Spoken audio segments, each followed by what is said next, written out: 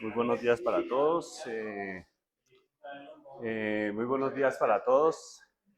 Otra vez, muchísimas gracias al profesor Arthur Triana, quien nos ha concedido el espacio de su clase para reemitir el coloquio de licenciatura en física el día de hoy.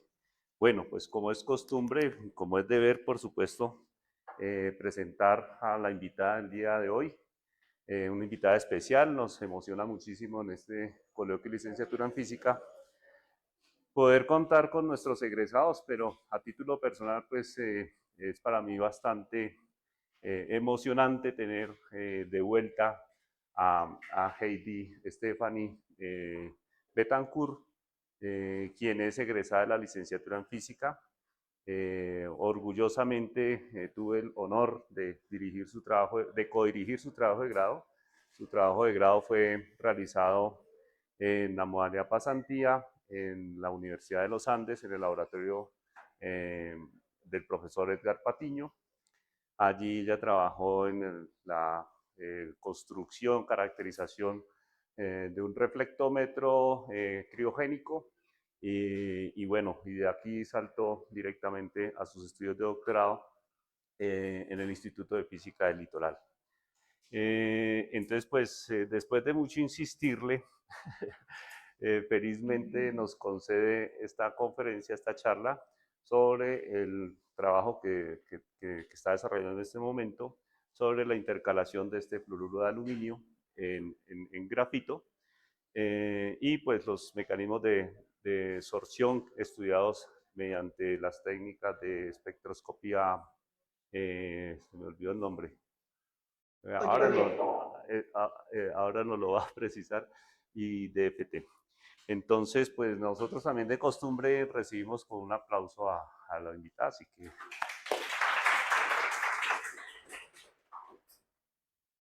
adelante, Heidi. Bueno, muchas gracias a todos, muchas gracias por la invitación, por el espacio que me están brindando para poder contarles un poco acerca de mi trabajo.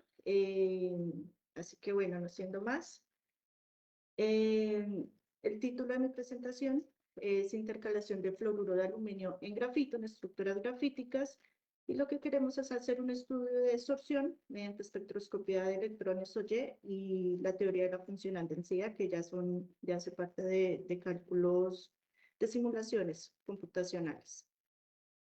La estructura general de la presentación está en dos bloques, un bloque experimental, que justamente es como mi raíz principal en todo este trabajo, y una parte computacional, que fue un pequeño estudio que también realicé acerca de cómo era este mecanismo de mi sistema, ¿no?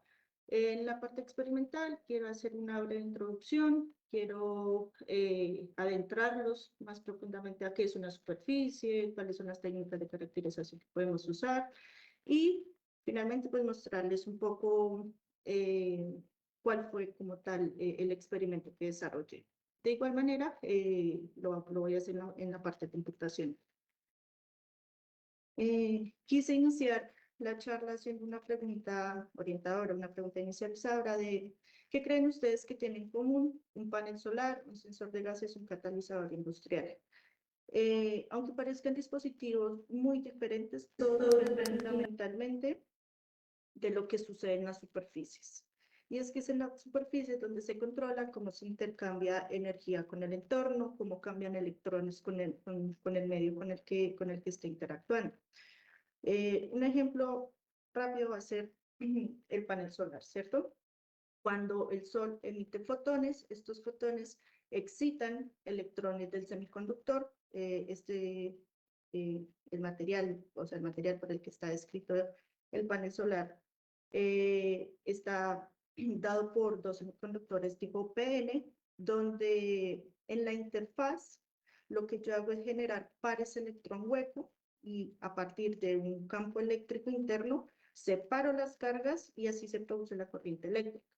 A lo que voy sustancialmente es que es en la interfaz de estos semiconductores donde yo veo cómo se transforma esta energía solar a a electricidad.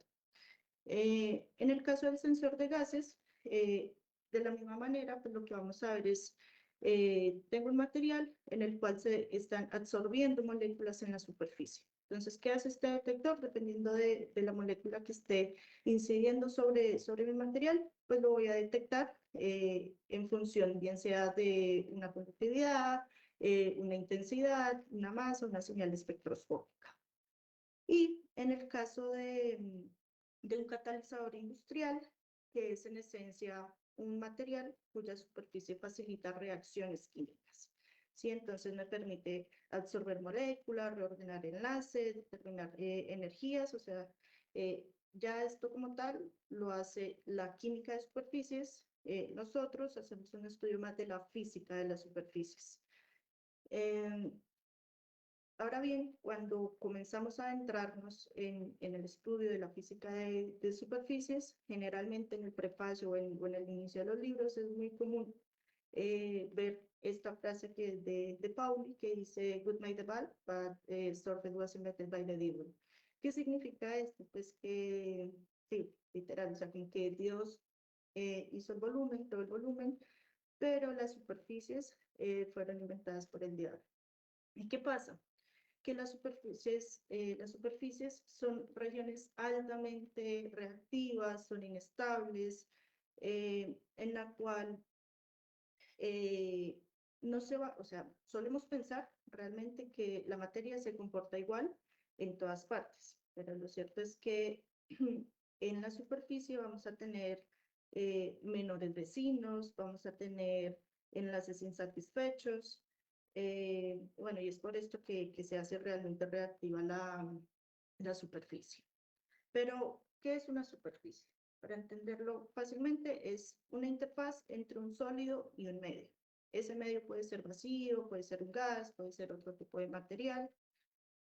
Y, bueno, como lo dije, los átomos están, o sea, tienen menos vecinos, por lo tanto hay enlaces insatisfechos. ¿Y qué tengo como resultado? Tengo mayores energías, mayor reactividad, mayores sitios de absorción y reacciones en sí. Y bueno, ¿por qué son difíciles de tratar? Porque son sensibles a contaminantes y es por esto que esto es una parte fundamental en física y en química de superficies y es trabajar en ultra alto vacío. ¿Esto por qué? Porque realmente lo que yo quiero estudiar es la interacción que estoy teniendo únicamente con mi sistema, ¿sí? No, o sea, no quiero interactuar con átomos que estén como tal en el aire, de cualquier tipo de elemento, sino lo que yo quiero es interactuar con los átomos de mi sistema. Esto porque durante los experimentos o durante las mediciones, mi sistema puede sufrir relajaciones, reconstrucciones y por tanto va a cambiar la geometría del sistema, afectando propiedades químicas, físicas, electrónicas y estructurales. Hay dos conceptos claves que quiero que lo tengan en cuenta porque van a ser dos conceptos que vamos a arrastrar en toda la charla.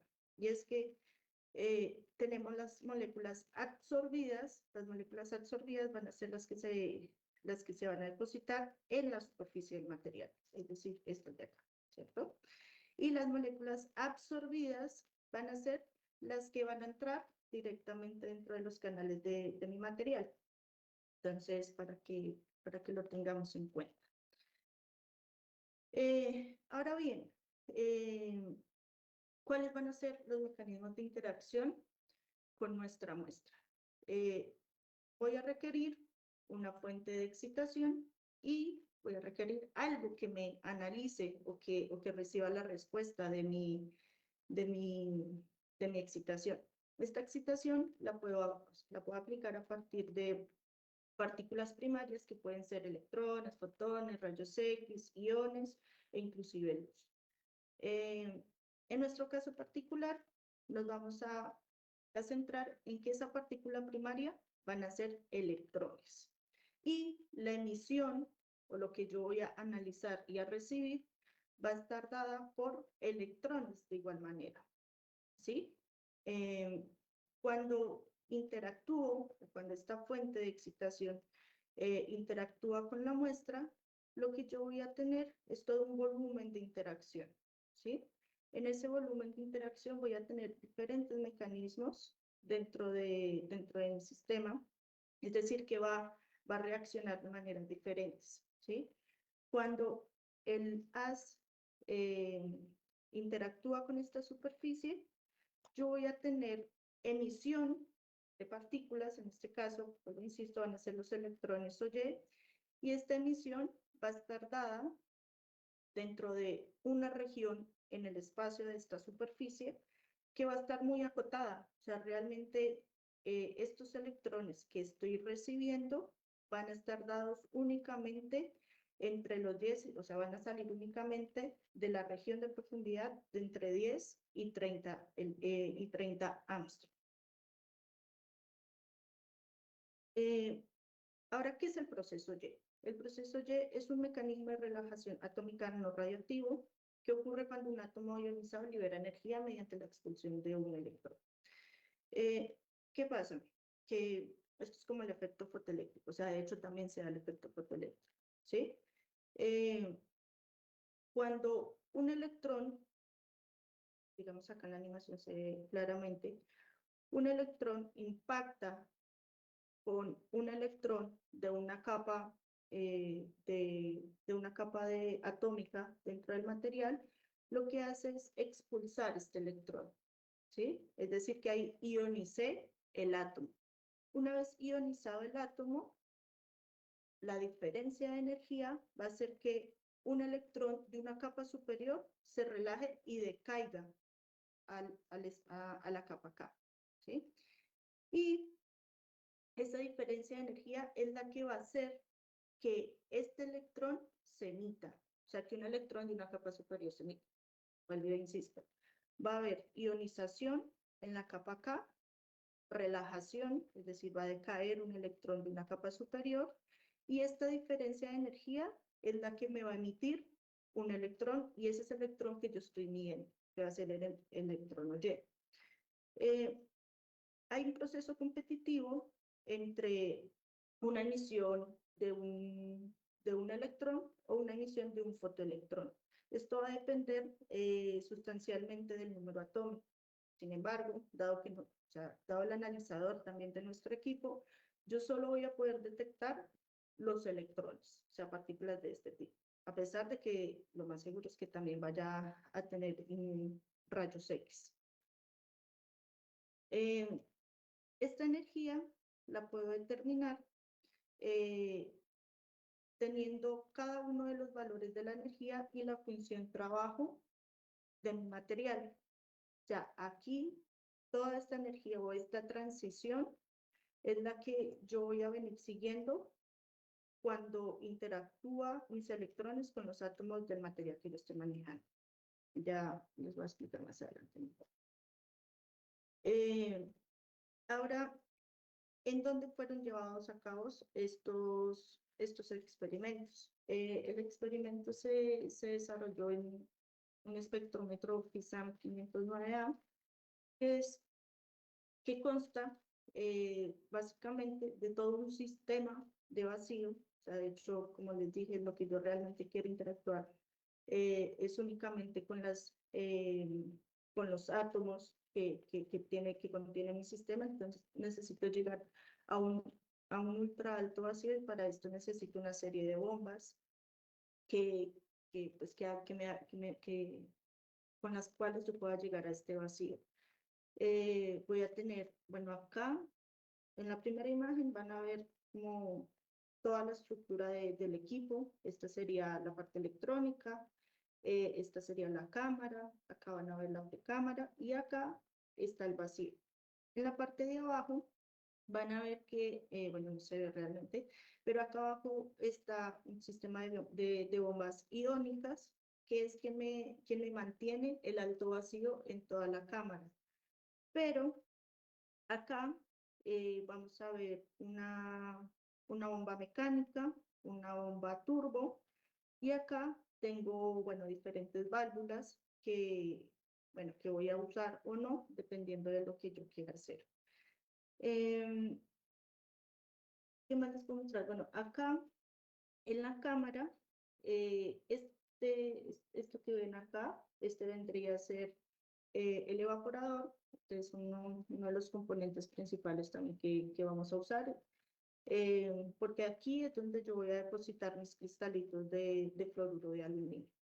También vamos a ver que esta sección de acá va a ser la fuente de iones. Y bueno, y toda esta manguerita que hay acá, toda esta manguera es para hacer un bombeo diferencial y generalmente se hace cuando yo quiero hacer limpieza de diferentes sustratos que eventualmente lo vamos a hacer. Como les mencionaba, en estas dos imágenes, acá es donde yo deposito mis cristalitos de fluoruro de aluminio. Entonces tengo un filamento, bueno, tengo acá dos filamentos, a los cuales les voy a suministrar tensión, y esta tensión va a hacer que se emitan electrones. Entonces, por emisión termoiónica y que la cazoleta esté conectada a un voltaje positivo, lo que va a hacer es atraerme estos electrones y por impacto pues me va a hacer calentar la cazoleta y de esta forma puedo sublimar el fluoruro de aluminio. En este esquema lo que vamos a ver es una fotografía tomada dentro de la cámara, donde vamos a ver que, bueno, este cono, este cilindro que se observa acá, va a ser el cañón de electrones, y el cañón de electrones es concéntrico a nuestro analizador, ¿sí? Que de hecho es un analizador CMA, donde de acá de esta punta van a salir los electrones, impactan con la muestra. Una vez que estos electrones, los que yo quiera ver, cumplen este mecanismo de transición y salen del átomo, van a pasar por dos aperturas acá, ¿sí? Donde estos dos cilindros, un cilindro está puesto a masa, el otro cilindro está puesto positivamente, de tal forma que me deflecte los electrones y los pueda yo recolectar. Bueno, esta parte de acá, que alcanzan a ver como un játer, bueno, este játercito es el evaporador. Entonces, cuando se hacen los experimentos, giro enfrentándome directamente al evaporador, evaporo lo que tenga que evaporar realmente y vuelvo nuevamente al cañón de electrones para hacer el análisis como tal. Ahora bien, bueno, les hablo un poco transversalmente de cuál era mi sistema, ¿sí? Mi sistema está compuesto por una estructura grafítica, ¿sí? Que simplemente son capas de grafeno que están apiladas entre sí, y moléculas de fluoruro de aluminio. Adentrándonos un poco a cuál es la motivación de nuestro sistema, actualmente los dispositivos con los que nosotros contamos están compuestos por baterías de litio, ¿sí? Una batería, en esencia, tiene como tres grandes componentes. Una componente va a ser un óxido metálico, donde el litio va a estar estable en mi sistema. Entonces acá tengo el óxido de litio, voy a tener un electrolito y voy a tener un ánodo. En el ánodo va a estar, va a haber grafito realmente, o sea, van a haber láminas de grafito. ¿Cómo funciona esto? ¿Sí? Yo tengo el óxido de litio y el litio que están acá, están de manera estable, ¿sí? O sea, el litio es uno de los elementos electroquímicos con potencial electroquímico más grandes que hay en la tabla periódica, o sea, de hecho es el elemento con potencial electroquímico más grande. ¿Y qué significa esto? Que es un metal que tiende a perder el electrón que está orbitando fuera de él. Cuando yo conecto, ¿sí? Es decir, cuando comienzo a cargar la batería, lo que estoy haciendo es sacar esos electrones, ¿sí? Estoy acá polarizando positivamente, saco los electrones y me va a quedar el litio solito. o sea, van a quedar protones de litio. Esta barrera que va a ser el electrolito lo que va a hacer es permitir dejar pasar estos protones solitos y en el ánodo lo que van a hacer es almacenarse. Entonces se almacenan determinado tiempo y cuando en el proceso ya de la descarga, entonces, para que mi sistema sea estable, realmente la estructura, para que esté completamente estable, lo que requiere es volver a relajarse. Entonces, vuelve nuevamente el sistema a como yo lo tenía inicialmente. Entonces, claro, digamos que, ¿qué pasa acá? Pues que lo que buscamos es tener otro tipo de sistemas que me funcionen también como baterías. ¿Qué pasa con el litio? Que es un recurso natural que es escaso y es costoso, además de que está concentrado solo en 4 partes del mundo. Bueno, entre esas está el Triángulo de Litio, que está justamente acá en Latinoamérica. Sin embargo, como les decía, el litio es altamente reactivo, por ende también eh, es altamente inestable y puede ocasionar reacciones exotérmicas que son peligrosas. Entonces, por otro lado, eh, vimos cuál sería la posibilidad de usar ánodos, ¿cierto? Pero con otras moléculas que podamos intercalar. En este caso va a ser el aluminio. El aluminio, bueno, nuestra molécula o nuestro componente iónico, que es este fluoruro de aluminio, está compuesto por un catión, quiere decir que tiene una carga +3. Esto implica que ha perdido 3 electrones, ¿sí? Por ser pequeño y por tener una alta carga, es muy polarizante. Entonces, ¿qué busca? Tener electrones o aniones muy fuertes para estabilizarse. Ahí es donde entra el flúor, ¿sí? El flúor es un anión muy electronegativo y electroquímicamente fuerte en el sentido que puede tener una alta afinidad por cargas positivas y puede formar enlaces iónicos muy estables. Esta alta afinidad entre el Al+3 y el flúor se debe a la combinación de la alta carga del aluminio y la alta electronegatividad del flúor, resultando pues de este compuesto iónico alto. Y bueno, digamos que lo que realmente queremos es buscar un material que sea de fácil adquisición y el aluminio es el metal más abundante en la corteza terrestre. Entonces, ¿qué queremos? Pues ánodos que sean más sostenibles y de mayor capacidad. Además, acá serían 3 electrones los que podría yo, eh, con los que yo podría jugar en función de uno, que sería en el caso del litio. Este estudio, como tal, empezó años atrás y uno de los primeros trabajos que se desarrollaron fue, bueno, obviamente todo se trabaja en grupo, pero es muy bonito porque también lo desarrolló la doctora Cindy Rodríguez. Cindy Rodríguez también es egresada del proyecto bueno, de la licenciatura en física y ella es netamente teórica realmente. Y hizo un estudio de si había fiabilidad a partir de la teoría de la funcional de la densidad, de estudiar este tipo de estructuras, a ver cómo se comportaba.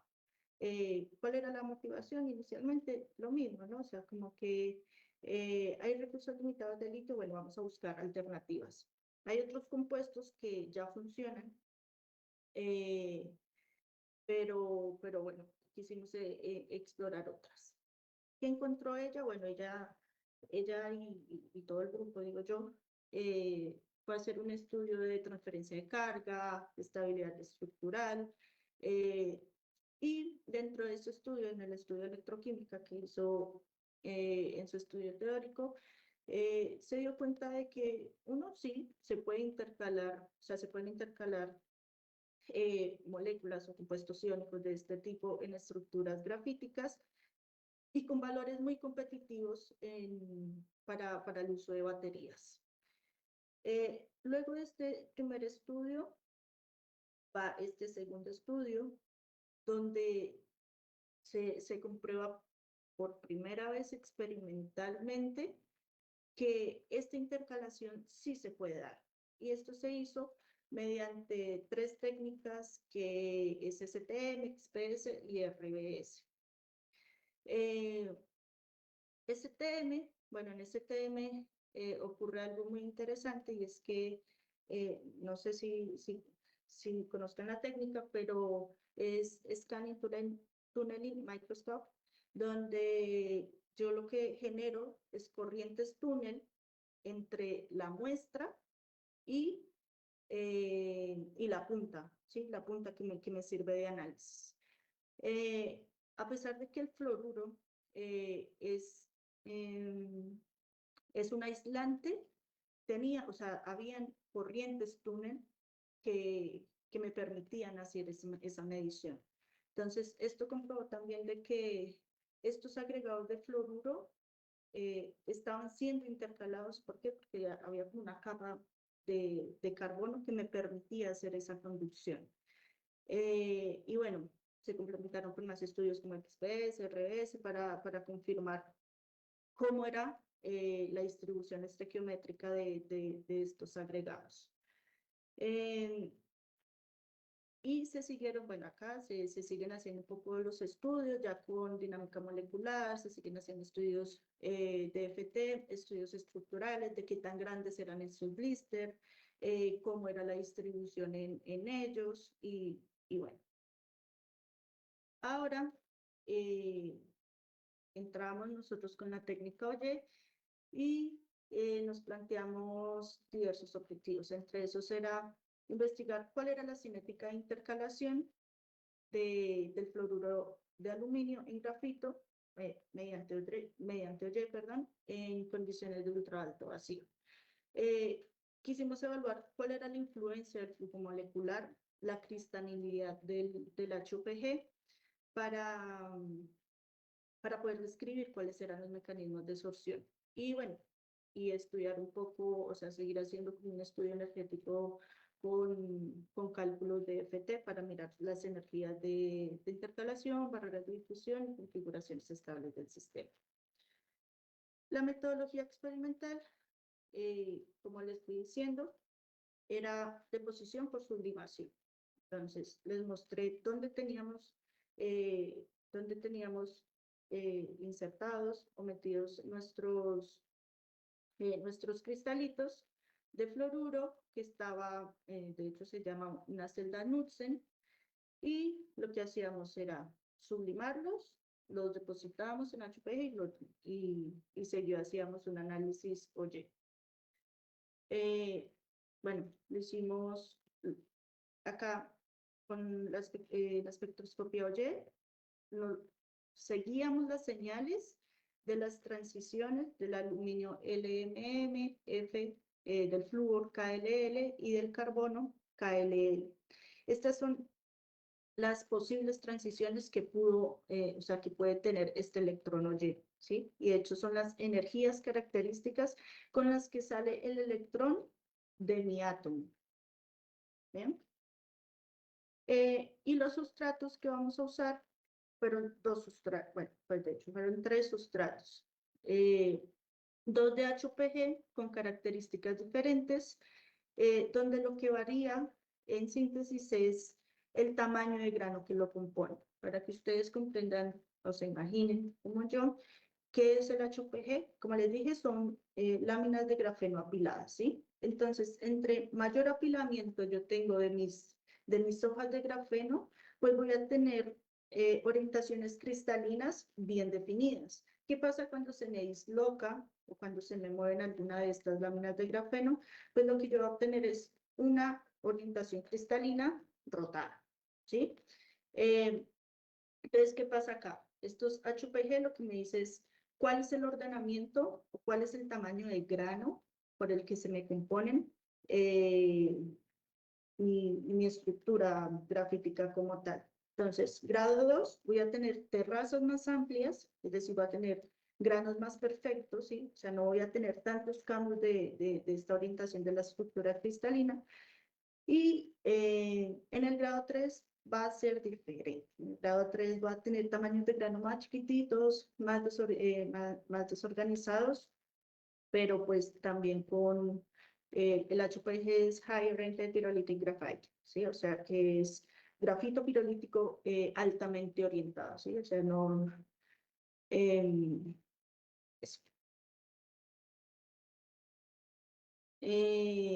Bueno, la disposición de las mediciones las hicimos usando un sustrato de referencia. Ese sustrato de referencia fue el cobre con, bueno, una orientación particular que va a ser la 100. El cobre acá lo que nos va a permitir es servir de contador de moléculas. ¿Por qué usamos el cobre? Porque el cobre, dada su estructura FCC, es decir, donde los átomos están muy compactos y al estar tan compactos, pues no me va a permitir que haya intercalación, sino cuando se hace una evaporación en el cobre, pues lo que yo va a ver son capas homogéneas, ¿sí? O sea, mi intensidad va a decaer exponencialmente. O sea, va a tener capas homogéneas, ¿sí? No voy a ver que se intercale.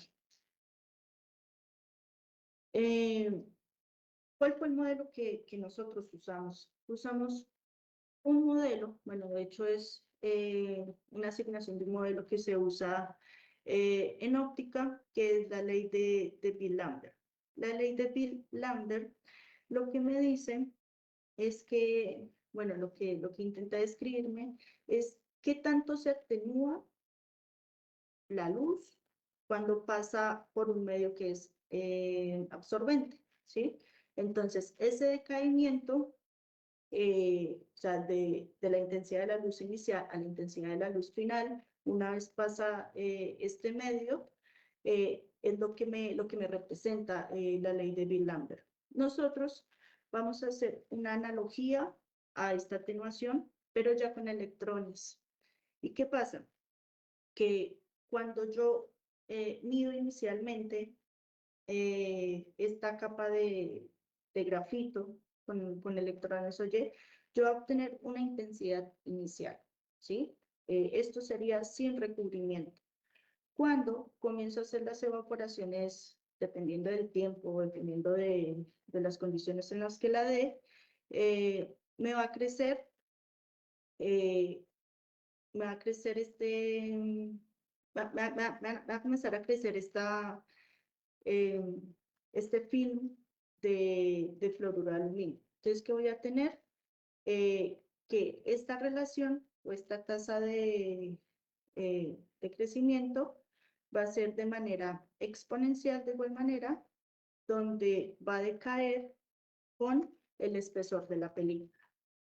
Y acá lo que voy a tener en cuenta realmente es el camino libre medio inelástico de los electrones y el ángulo de emisión con el que sale mi electrón. Este camino libre medio inelástico es qué tanto puede recorrer mi electrón hasta salir al vacío sin sufrir una colisión inelástica. Si esta tasa de crecimiento es constante, yo puedo determinar la velocidad con la que estoy creciendo mi film. Así que bueno, como les dije inicialmente, nosotros usamos el cobre como contador de moléculas. Estos espectros característicos son espectros característicos OY, donde acá a tiempo cero yo voy a tener una cantidad de electrones que pudieron transicionar del cobre MNN para esta energía. Esta energía es de 60. Y voy a tener un estado inicial donde simplemente voy a tener los electrones que pudieron transicionar en los orbitales MNN y energía de los electrones que pudieron transicionar en el estado LMN. Conforme voy haciendo la deposición de la partícula, pues esta intensidad va decayendo, como lo vimos en el modelo, ¿no? Al decaer, pues voy a comenzar a tener señales justamente del aluminio y del flúor. Teniendo así una velocidad, o sea, acá esto me ha dado rectas porque está acá graficado en escala logarítmica, pero realmente sería una atenuación de tipo exponencial, pero acá simplemente para ver la linealidad en que tengo estas dos velocidades, ¿sí? Que no cambia realmente. Ahora bien, al hacerlo con los dos tipos de grafito, ¿sí? Vuelvo a tener acá. Esta vendría a ser mi señal de carbono. Solo voy a tener carbono al principio, ¿cierto? Porque, bueno, es mi sustrato completamente limpio. Conforme voy a evaporar simultáneamente determinado tiempo de deposición, pues voy a comenzar a tener señales tanto de flúor como de aluminio.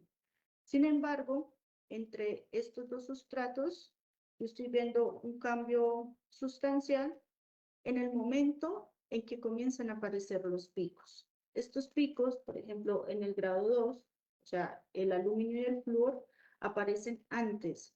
Acá veo en el flúor, este pico aparece antes para el grado 2 y acá aparece mucho después para el grado 3.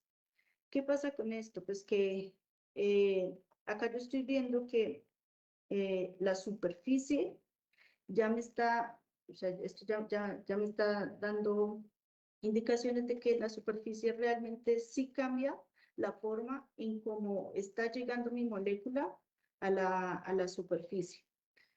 Y otra razón u otra explicación de por qué primero vemos el flúor y después vemos el aluminio, y esto se debe también a la diferencia de los caminos libres medios inelásticos que sufren los electrones bueno, del flúor y el aluminio, que son los que estamos comparando, o sea, es el camino sin sufrir pérdida de energía hasta llegar a mi detector. De hecho, para el flúor son 23 Armstrong y para el aluminio son 9.7. Quiere decir que el flúor, para alcanzar a salir o sea, para alcanzar a llegar hacia mi detector, alcanza a recorrer sin sufrir ningún tipo de colisión 23 Armstrong, diferente a lo que me pasaba con el aluminio. Acá podemos ver que ya hace parte como tal de lo que nosotros proponemos, y es que voy a tener dos transiciones, ¿sí? Estas curvas que ustedes están observando acá es simplemente como la recopilación de alturas pico a pico de estos espectros, simplemente trasladados a estas intensidades que tengo acá. ¿Qué significa? Que acá, tanto para el carbono, como para el flúor, como para el aluminio, lo que yo comienzo a medir es qué tanto va variando conforme pasa el tiempo estas alturas. Claramente, yo acá veo que el carbono necesariamente tiene que comenzar a atenuarse, ¿cierto? Porque yo estoy colocando moléculas sobre mi sistema, y a diferencia, pues voy a tener que ver un crecimiento tanto del flúor como el aluminio. Sin embargo, acá, cuando realizamos estas curvas, vemos que para el grado 2, que vendrían a ser los cuadraditos negros, ¿sí?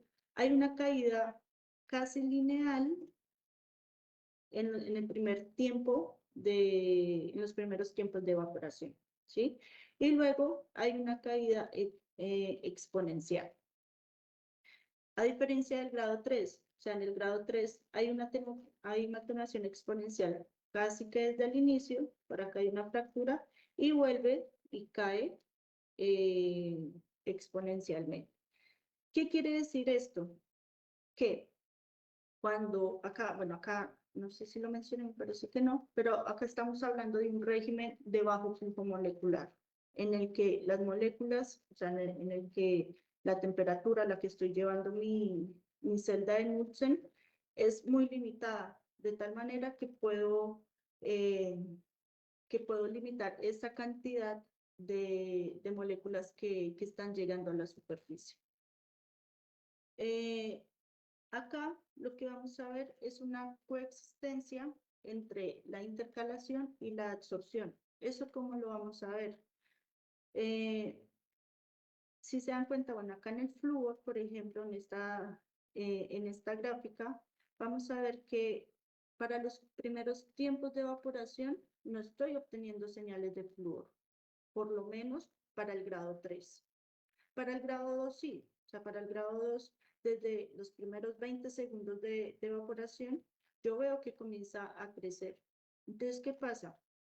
Que en esta transición, por lo menos para el grado 3, las moléculas se están alojando dentro del grafito, ¿sí? O sea, que no tenga señales y que eventualmente vea una subida acá, es porque esta señal, o sea, esta molécula se está intercalando para luego crecer.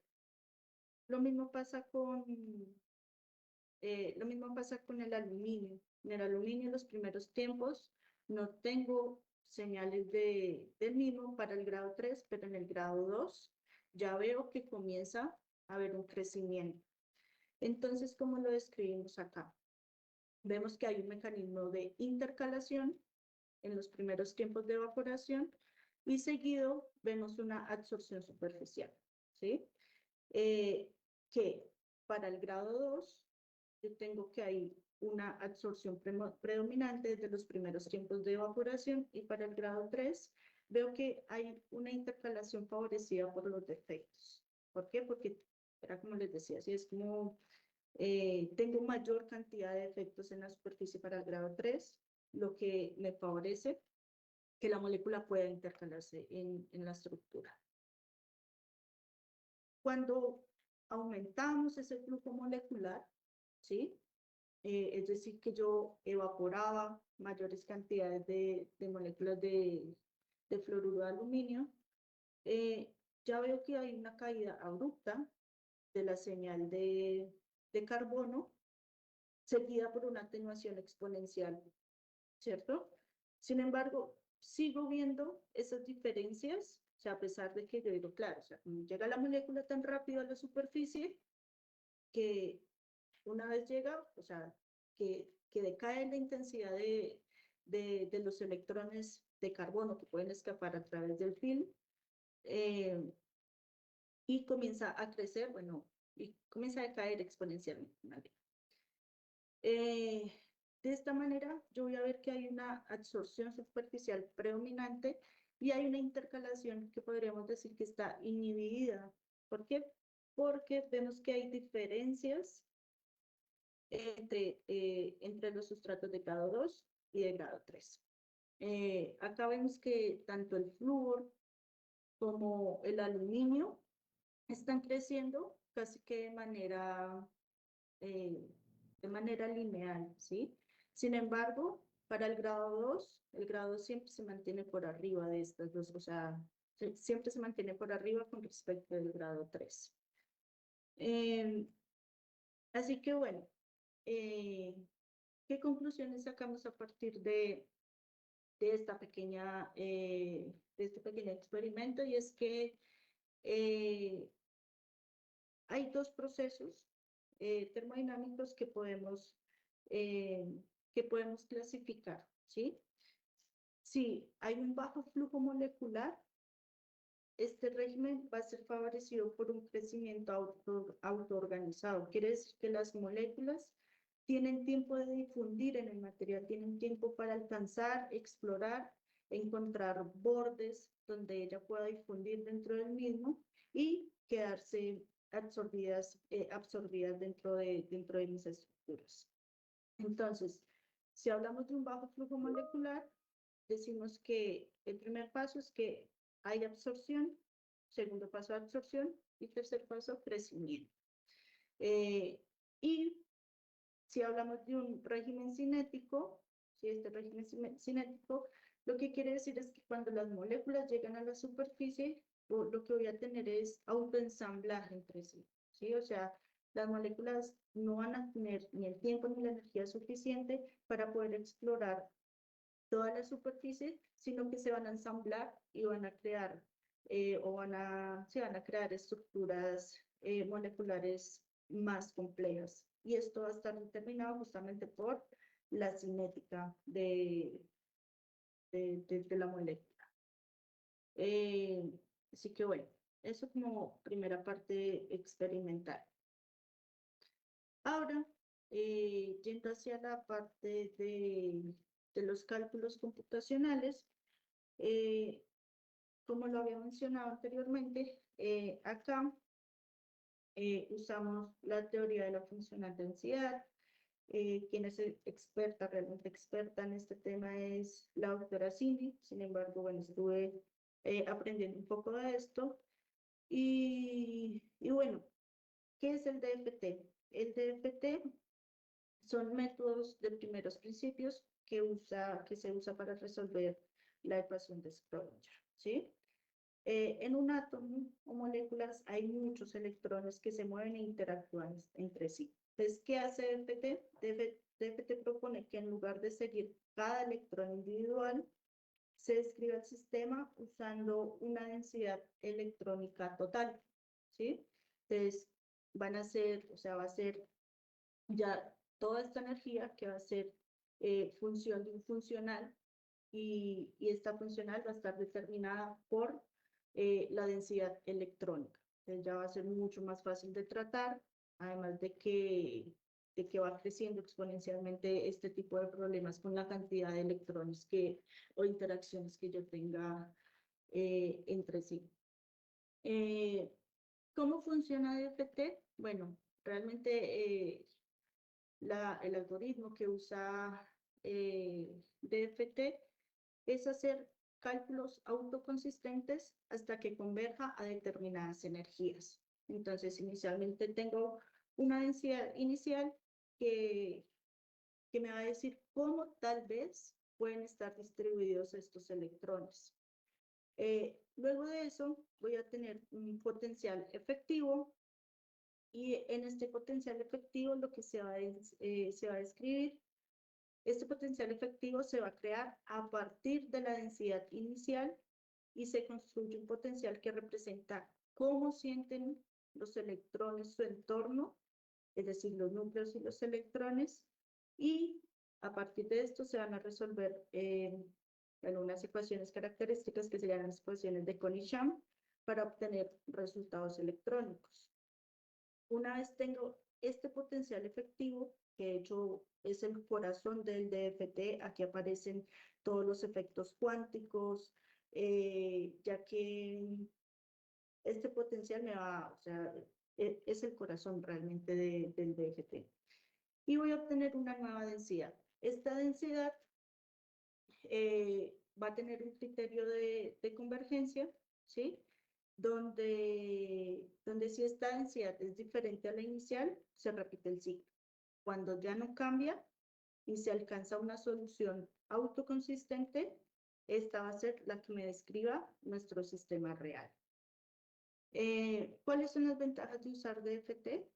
Bueno, que por su eficiencia, por su versatilidad, su precisión y por la producción de propiedades que no se pueden medir directamente en el laboratorio. Entonces, en este caso, en nuestro estudio, lo que vamos a hacer es modelar un sistema de 252 átomos de carbono y bueno, y algunas moléculas de fluoruro de aluminio. Acá la metodología computacional, de hecho, se hizo a partir de un cálculo bueno, los cálculos se hicieron a partir de un código abierto que se llama OpenMX y cualquiera puede tener acceso realmente a este programa. En cuanto al modelo estructural, acá vemos que, como lo había mencionado anteriormente, son láminas de grafeno, perdón, donde en el plano basal va a estar fuertemente confinado por enlaces covalentes y entre capas van a estar enlazados por enlaces débiles de Van der Waals. Nuestra supercelda, como lo mencioné, está compuesto por 3 capas. Cada celda tiene 2 átomos y tiene un espaciamiento de 7 por 6, que sería como la distancia XY en la celda. Y esto me daría un total de 252 átomos. Estos son los funcionales que utilicé, que bueno, no voy a ahondar mucho en ello. ¿Qué hicimos acá? Bueno, hicimos un estudio energético para determinar la energía de absorción que sufriría una molécula cuando se adhiere a una superficie como lo es el grafito. Esta energía lo que me va a representar es cuál es la fuerza de interacción entre el adsorbato y el sustrato. La energía me va, bueno, cuando haga los cálculos de la energía, me va a predecir si esta energía es de tipo exotérmico o endotérmico. Es decir, si se libera energía o si se requiere energía externa, ¿sí? Así que bueno, en nuestro caso, realmente obtuvimos que todas estas energías son menores a 0. ¿Qué quiere decir? Que es una energía de tipo exotérmica, ¿sí? Si esta energía de absorción es menor que 0, quiere decir que que el absorbato se une espontáneamente a la superficie, haciendo que el sistema sea un sistema más estable en conjunto que por separado. Hicimos un análisis comparativo entre qué pasaría si tengo 1, 2 y 3 moléculas en esta red de carbono para ver cuál sería la eficiencia o la viabilidad de mi estudio energético.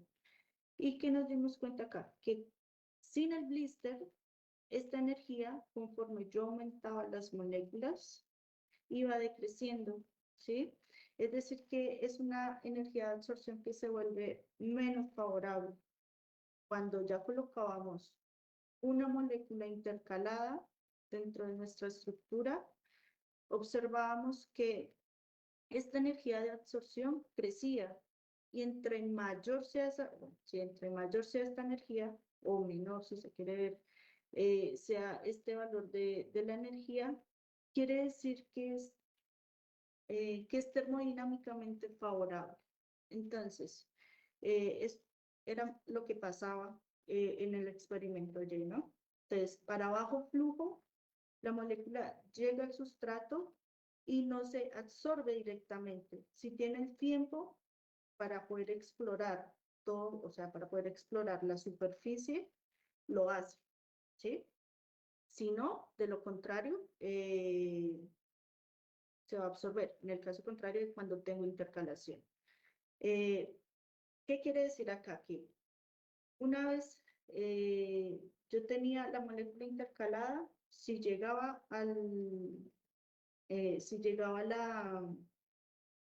si llegaba otra molécula al sustrato, es más factible que quede ahí porque no va a requerir energías externas que hagan que se me movilicen, sino que va a favorecer el que se quede sobre la superficie. Hicimos por esta parte este análisis comparativo de qué pasaba cuando tenía una molécula intercalada y otra no, pero simplemente cuando llegara a la superficie, o sea, ¿qué es más favorable? ¿Que se absorba o que no se absorba?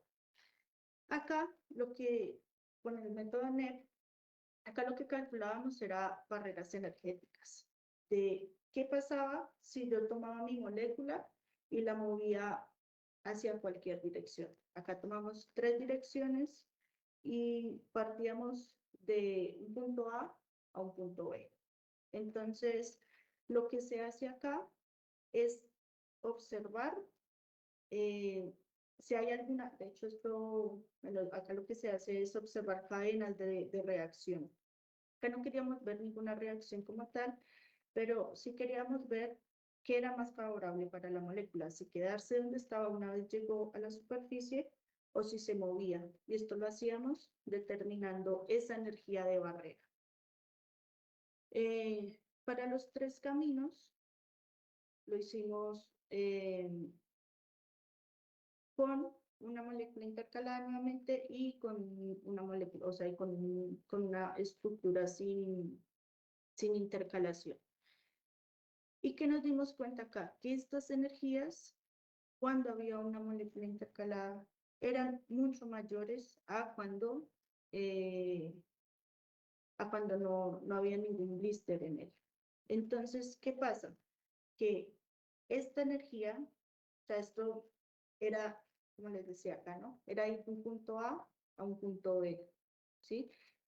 Eh, acá es, eh, acá lo que se quiere es superar o ver cuánto sería la barrera energética, qué tanta energía necesita esta molécula para ir de un punto A a un punto B. Y que nos damos cuenta que con el blister es mayor esa barrera energética, ¿sí? O sea que la molécula una vez llegue, difundir va a ser muy complicado si ya hay intercalación de la misma. O sea que en conclusión, el blister va a actuar como una trampa energética en el que me va a facilitar la absorción y me va a dificultar la difusión. Digamos que eso sería como en términos generales. ¿Y cuáles fueron las conclusiones de las simulaciones? Entonces, me confirma que la intercalación en el grafito es un proceso termodinámicamente favorable y estructuralmente viable. Entonces, por un lado, el estudio de las energías de absorción me dio que siempre iba a ser un proceso energéticamente favorable. El efecto del blister me va a duplicar la estabilidad y en cuanto a las barreras de difusión, a los cálculos NEP, una vez, o sea, como lo mencioné anteriormente, el blister me va a actuar como trampa energética. Entonces, una vez él llegue ahí y sea intercalación, pues le va a ser más favorable quedarse ahí. O sea, va a funcionar como un anclaje molecular. Eh, Nada, acá hacemos el match justamente entre lo experimental y lo teórico, explicando que una vez el crecimiento del film ha terminado esta etapa de intercalación o absorción, va a comenzar a crecer directamente de la superficie. Y como conclusión general, los cálculos de FT, pues bueno, establecen un marco teórico que converge entre las técnicas experimentales eh, que hemos usado y bueno, y predice todo este estudio energético del que recientemente les hablé. Nada, acá esto es como un bol de fotografías que he hecho el haber aprendido a utilizar el equipo como tal. Fue gracias a la doctora Silvia, que fue quien me instruyó porque bueno, el aprender como tal el funcionamiento o el uso de estos equipos no es nada sencillo. Acá está Juan Pablo también, que Juan Pablo hace parte uno de los técnicos. Acá como dato random, este es un espectroscopio que es de los años 80, o sea, es bastante antiguo, pero que gracias pues, al equipo como tal se ha mantenido en pie.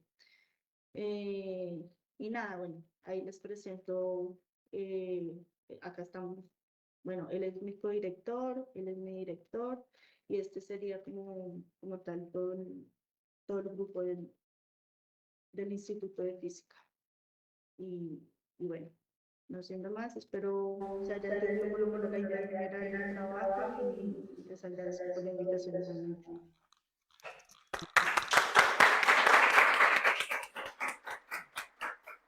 Bueno, muchísimas gracias a Heidi por su muy interesante charla. Felicitaciones por este trabajo tan impresionante. Hay una mano alzada si quieren, mientras acá los estudiantes preparan sus preguntas.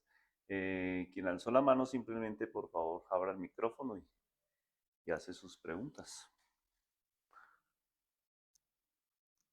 Yo alcé la mano, pero en realidad quise mandar un aplausito. Soy el codirector de Heidi. Bueno. Disculpas. No, muchas Ya gracias. le hago las preguntas yo acá. Te dejo para que las hagan ustedes. Saludos. Bueno, pues muchas gracias por acompañarnos también al director de Heidi. Muchísimas gracias. Bien, entonces por acá, ¿quién quiere hacer alguna pregunta? A ver, Nicolás, toca que hables para acá, para que te escuche. Hola, muchas gracias por tu presentación. Estuvo muy chévere. Yo te tenía una pregunta. Cuando utilizaste la ley de Beer-Lambert, tú hacías una relación entre el crecimiento del filme, la longitud de onda incidente, supongo, o el lambda y un factor coseno. ¿Sí? ¿Por qué iba ese coseno ahí? Porque, digamos, uno cuando la ve normalmente, uno tiene un factor alfa, ¿no? Que sería como la absorbancia o ver hasta dónde cae la película. O sea, ¿por qué influye el ángulo de incidencia? ¿Por la disposición por la estructura cristalina o por qué? No, ya te muestro. Va. Ya te muestro acá espérate que dejo de compartir. Sí, dejaste de compartir. Ahí está, ¿sí? Sí. Sí. Ahí está. Bueno, como te decía, la ley de Beer-Lambert es usada para la luz, ¿cierto? Acá lo que nosotros estamos manejando son electrones realmente. Y este lambda Ok. no es longitud de onda, sino que es el camino libre medio inelástico. Entonces, ¿qué pasa? Que este camino libre medio inelástico, como lo mencioné en repetidas ocasiones, es qué tanto tiene mi electrón, o sea, cuál es el recorrido que puede tener mi electrón para poder salir de la superficie sin sufrir pérdidas de energía, ¿sí? Acá, claro, esta señal se va atenuando porque estos electrones de grafito, ¿cierto? Que tienen que superar acá todo este film para poder salir y llegar al analizador. Y este coseno va a ser el ángulo de emisión, o sea, el ángulo con el que sale mi electrón. ¿Hago entender? Vale. Pero, como te digo, es una generalización de la ley de Beer-Lambert, pero usada para electrones. Ok, vale, muchísimas gracias. Muchas gracias. ¿Alguien más? ¿Alguna pregunta adicional? Están muy tímidos los muchachos, los chicos y chicas. Bueno, en la videollamada, si alguien tiene alguna pregunta, mientras nos puede ir alzando la mano. Yo quiero, pues, antes de hacer las preguntas, hacer un comentario que mientras te escuchaba decía por qué dejamos pasar tanto tiempo, porque qué cantidad de trabajo, y pues no es para menos, ¿no? Si no estoy mal, ya tienes 3 años, 4 años en la Argentina, ¿no? Eh, bueno, entendí al principio que la orientación principal digamos, de la aplicación que tendría lograr este tipo de estructuras está pensada para el desarrollo de baterías. Bueno, digamos, sobre esa aplicación, ¿tienes ya algún resultado que pueda ser indicativo de el mejoramiento en eficiencia, en calidad de estas baterías? ¿Qué expectativa habría en el caso de que podamos, que puedas lograr digamos, una mayor eficiencia en los procesos de crecimiento de esas estructuras, eh, digamos, sobre el impacto que tendría en el desarrollo de este tipo de baterías. Sí, profe. Bueno, acá lo que te digo, una cosa es la intención, toda la intención que se tenga, y otra cosa es ya el hacer como tal. Nosotros realmente lo que hacemos son ciencias básicas, ¿no? O sea, lo que nos interesa acá es determinar cómo se comportaría esta estructura y cuál sería su potencial y posible uso en la industria. Lo que te digo, lo que nos ha arrojado o sea, los resultados que hemos obtenido se han dado precisamente en la mejora del voltaje, pero como tal, que haya ya algo material que esté hecho, no, no. Ok, perfecto, perfecto, gracias. Bueno, y mientras se animan, porque están todavía desanimados, Ah, ¿no se no se entendió entendió nada? nada, o no se entendió nada, o ya lo sabían todo. No, lo otro, Heidi, que pues, me gustaría, ya que acá tenemos estudiantes del programa académico de física, es decir, la nueva carrera de física, pero también estudiantes de licenciatura en física, no sé si acá, pero sí en la videollamada, y pues que estas conferencias quedan disponibles para toda la comunidad. ¿Nos contarás un poquito sobre tu trayectoria, es decir, sobre cómo fue llegar al Instituto de Física del Litoral, em, vincularse, ingresar al doctorado, las condiciones de beca, las condiciones de vida, que nos contaras, bueno, extiéndete lo que quieras, pero sería interesante para los estudiantes qué posibilidades hay, si alguno de ellos, a propósito, pues están acá en el curso de nanomateriales de ciencia de materiales del profesor Artur Triana, pues claramente tendrían interés, si no todos, la mayoría de ellos, en conocer esto. Sí, claro, pero hay un ente gubernamental acá que se llama CONICET, que es Consejo Nacional de Investigaciones Científicas y Técnicas, y el CONICET es quien, pues, mal dicho, es como una bolsa de becas, realmente. Yo la verdad, para ser sincera, logré, o sea, me enganché directamente acá con el grupo de investigación porque en una de estas conferencias conocí a Cindy, o sea, yo era uno de ustedes y Cindy era una como yo, ¿sí? Eh, de la cual, bueno, ella también, cuando la conocí a ella fue dando una charlita, una conferencia y dada la pregunta del profe, fue igual. Entonces, como que gracias a ella yo logré vincularme con el CONICET, conocer sobre todo el grupo de trabajo, o sea, bueno, yo por lo menos tenía como una idea de cuál iba a ser el grupo de trabajo con el que posiblemente hubiese podido trabajar. En su momento no sabía absolutamente nada y bueno, simplemente apliqué. Eh, Eso por parte del CONICET, ¿sí? Ahora bien, yo me encuentro en estos momentos en el CENEA. El CENEA es Comisión Nacional de Energía Atómica, en donde dentro hay un instituto que sería el Instituto Balseiro. El Instituto Balseiro también ofrece becas para, bueno, tanto para carreras de grado como para carreras de posgrado.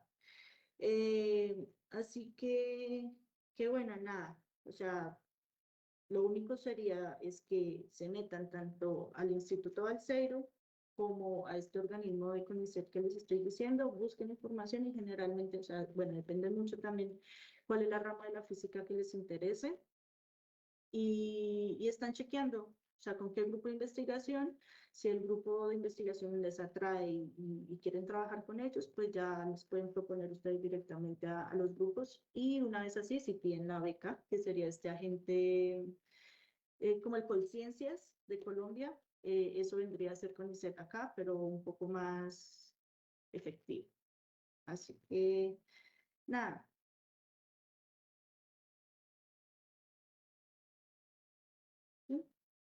Sí. Y un poco de todo. No, sí, sí. Si uno administra bien realmente los recursos que se dan, puedes vivir no con excesos, muy, muy básicamente, pero sí, o sea, entre que uno pueda ahorrar durante, no sé, durante un año, efectivamente puedes hacer turismo. Ok, vale. Bueno, mientras damos la última oportunidad para alguna pregunta, a propósito de lo que comentas, bueno, o sea que nos estás diciendo que básicamente esto es un déjà vu, en el sentido de que fue en una charla como esta que escuchaste a Cindy, que si mal no recuerdo tuvo que haber sido la que fue allí en el auditorio de la Macarena B, De que ella acuerdo. estaba en persona, exacto. Bueno, y pues también para que lo sepan los estudiantes, supongo que tú estás muy enterada, eh, Cindy con una otra egresada de la licenciatura en física, aplicamos, porque pues lo hicimos por medio de la Universidad Distrital, a este programa de becas del ministerio que se llama Orquídeas, que es una beca de investigación para mujeres investigadoras e investigadoras en formación, jóvenes investigadoras, ¿no? Eh, pues esta vez celebramos que la Universidad Distrital eh, pudo ganar dos becas, una es la de Cindy y otra es de la profesora Adriana de Mendoza de la Universidad Javeriana, con otra egresada de la licenciatura en física. Y tenemos entonces, vamos a tener a Cindy, de quien ha hablado ampliamente eh, Heidi, en la Universidad Distrital, trabajando como investigadora a partir del año entrante, enero. En este momento, pues ya se hicieron acreedoras a esa beca. El proyecto de investigación, pues tiene que ver con la línea de trabajo que nos describió Heidi. Ahí está ya involucrada, está egresada, una chica de la licenciatura en física. Mentiras, ella no está egresada, ella está terminando su trabajo de grado, más Laura Mora, no recuerdo. Y pues ahí también hay oportunidad para que interesados en estos temas se involucren. Ya acá tenemos un excelente ejemplo de que ese tipo de vínculos pues da para entonces luego terminar haciendo un doctorado en estos temas becado en el Instituto de Física. Ah, bueno, ahora sí estás en Bariloche, ¿no? Ahora estás, en este momento estás en Bariloche. Bueno, Sí. por la Ah, videollamada habían claro. unas felicitaciones, pero bueno, decías, perdón.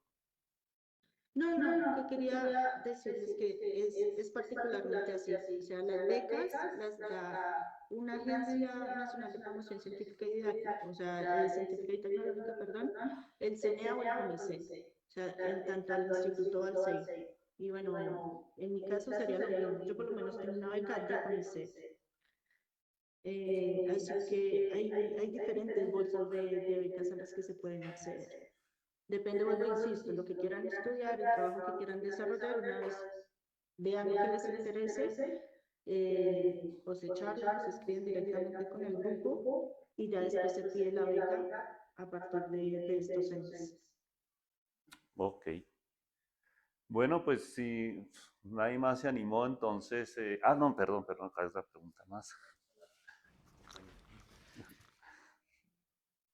Profe, muchísimas gracias por su charla. Soy el docente de Ciencias Materiales. Conozco a su compañera Cindy. Felicitarla Un gusto. por el trabajo pues, desarrollado. Estamos haciendo lo mismo, un doctorado pues, es impresionante. Yo trabajo solo la parte experimental y ya lo que haces con la parte computacional, verificando pues es un valor agregado pues enorme, ¿sí? Y fortalece pues dos campos, ¿no? Desde lo que tú haces. Me gustaría saber cuáles son las proyecciones que se tiene con este trabajo, ¿no? Si están pensando en estudios de desorción, si están pensando en estudios de corrosión, ¿sí? O sea, pues ya aterrizarlo más a la realidad que tú nos mostrabas de la batería. Ujú. Sí, pues un gusto también para mí. No, no recuerdo tu nombre, disculpa, ¿cómo es tu nombre? Arthur. Artur Triana, ¿sí te Artur. acuerdas de él? No, yo no me acuerdo de él. Bueno, no, Artur. No, yo no lo conocí, realmente no lo conocí. Bueno, como te decía, bueno, como les decía al principio, esto es una parte de la investigación que hemos venido haciendo y creo que lo mencionaste al principio.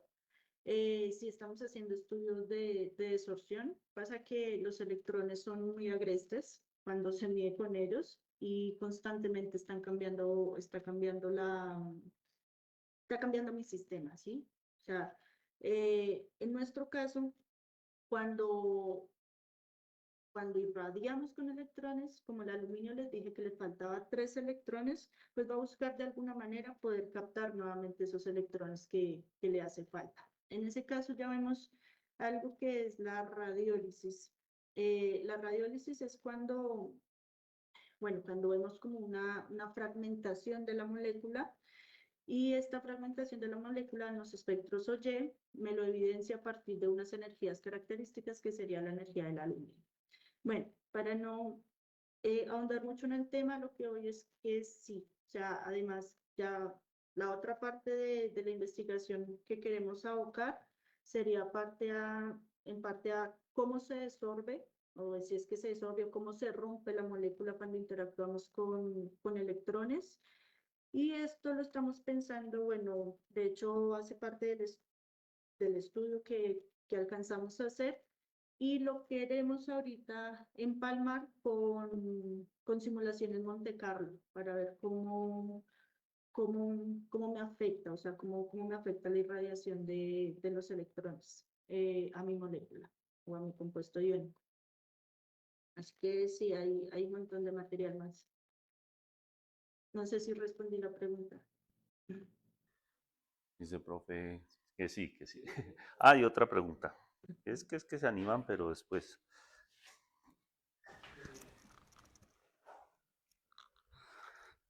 Hola, ¿cómo estás? Muchas gracias por la charla. Yo te quería preguntar, no sé si lo mencionaste, el software que usaron para hacer DFT y por qué escogieron específicamente ese software. Gracias. Dale. Sí, para hacer las simulaciones fue OpenMX y bueno, técnicamente lo usamos porque es un software libre. O sea que cualquiera puede acceder a él. Creo que eso es porque bueno, yo cuando hice uno de los cursos está BASC, uno de Viena que también hace primeros principios, y bueno, ese ya es un software que tiene muchas características aún mejoradas, pero son muy costosos, realmente las licencias son muy costosas. Conozco también de otro que es Quantum, bueno, de Quantum, no lo manejo yo, lo maneja también una colega que también es egresada de la universidad, que es Paula Buitrago. Sé que ella también maneja eh, Quantum, no me acuerdo cómo se llama Quantum, pero hay varios, pero en general este lo manejamos en parte porque era el que Cindy venía manejando y como que fue mucho más fácil adaptarme a todo el trabajo que venía haciendo y porque, bueno, es libre y creo que eso le da un plus. ¿Quantum Expreso será? Quantum Y Expressocito. Hay otra pregunta.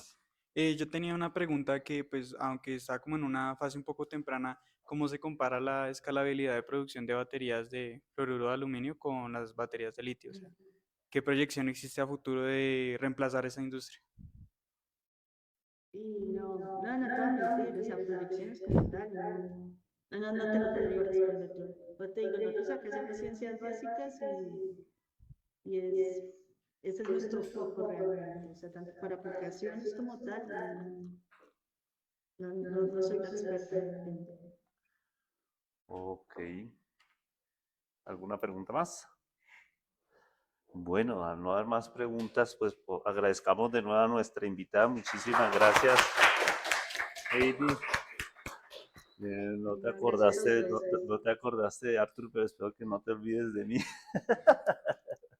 Sí, no lo conozco, profe. A mí tampoco me conoces. Ah, César Reño, mucho gusto. Ay, No, ay, sí. Bueno, No, de todo verdad que muchas gracias. No, es que tal vez el profe Arturo es muy joven, entonces tal vez mientras tú estabas terminando, él estaba por acá en su máster. Entonces, Ah, No, no, pero pero es hace que sí, mucho que no lo conozco.